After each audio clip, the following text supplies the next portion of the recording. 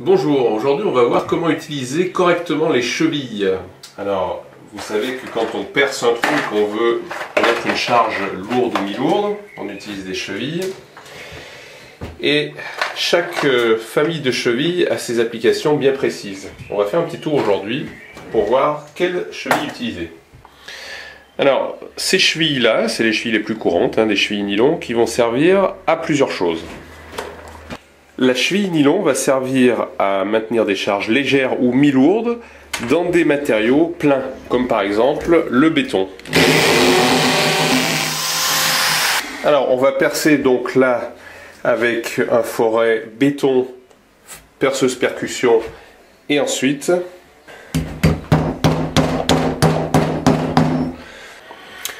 un autre classique, la cheville à frapper. Alors la cheville à frapper, l'avantage c'est qu'on fait un trou, on pose donc la vis et on frappe directement, on peut visser aussi, mais on frappe directement pour la faire tenir. C'est-à-dire que l'écartement de la vis ou du clou fait tenir la cheville. Ça permet par exemple de fixer des rails dans du béton, les rails placo par exemple. On va pouvoir mettre le rail, faire juste un trou à travers le rail et le rentrer directement. Et ensuite, donc, en le frappant, on fixe donc le rail. Fixer quelque chose dans un parpaing, un moellon. Donc, même si la cheville, tout à l'heure j'ai dit qu'elle était faite pour les matériaux pleins, qu'on voit que le profil est bien travaillé sur le parpaing, il n'y a pas de problème. On va rentrer donc la cheville. Voyons ce qui se passe quand on va visser donc dans notre cheville. Donc, la cheville est écartée par le passage de la vis et le profil fait qu'on a une enflure ici. Et cette enflure dans le nylon fait que notre cheville ne ressortira pas. La fixation sur plaque de plâtre, c'est quelque chose de récurrent. Alors, pour des charges vraiment légères, on peut utiliser ça. Mais dès qu'on va vouloir faire des charges un peu plus lourdes, on va utiliser les chevilles métalliques. Alors la cheville métallique à expansion, voilà à quoi elle ressemble.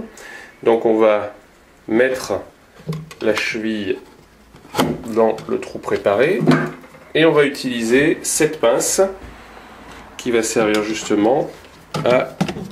On va regarder derrière ce qui se passe. Alors vous voyez donc devant, en fait je prends avec ma pince la tête de la vis contre la rondelle qui est sur l'extérieur. Et si je serre, donc voilà ce qui se passe. Donc on voit qu'on a un déploiement des arêtes qui fait qu'on a une surface extrêmement importante et une résistance à l'arrachement très grande puisque on a la cheville qui porte sur une grosse surface derrière. Autre matériau caractéristique qu'en plus nous on aime bien employer, le béton cellulaire. Voilà une cheville à béton cellulaire et on verra un autre type après. Alors, la difficulté de fixer dans du béton cellulaire, c'est que c'est un matériau tendre. Donc il va falloir que notre cheville puisse rentrer en force pour tenir et on verra que pour les charges lourdes, on a un autre type de cheville que Fischer vient de sortir. Alors le principe de cette cheville, c'est qu'on perce donc à 10 mm, la taille donc du corps de la cheville. Et ensuite on la fait rentrer donc en force. Donc c'est donc une cheville à frapper. Quand on frappe comme ça, elle rentre en spirale, en forçant. Et on obtient toujours pareil, une fixation bien ancrée.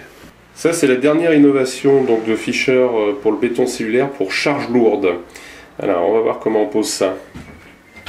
Toujours le même principe, cheville à frapper, donc on va enquiller dans notre trou donc notre cheville.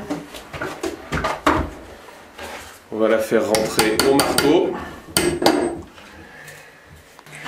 Ensuite dans chaque boîte, les chevilles sont livrées donc avec cet embout spécial qui va permettre de faire l'expansion à l'intérieur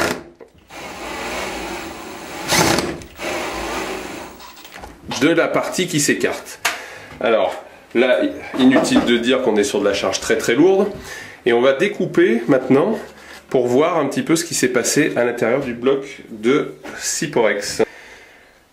Après avoir coupé le Syporex pour vous montrer ce qui s'est passé, donc on voit bien que les pattes ici ont été écartées par le fait qu'on est serré par le centre.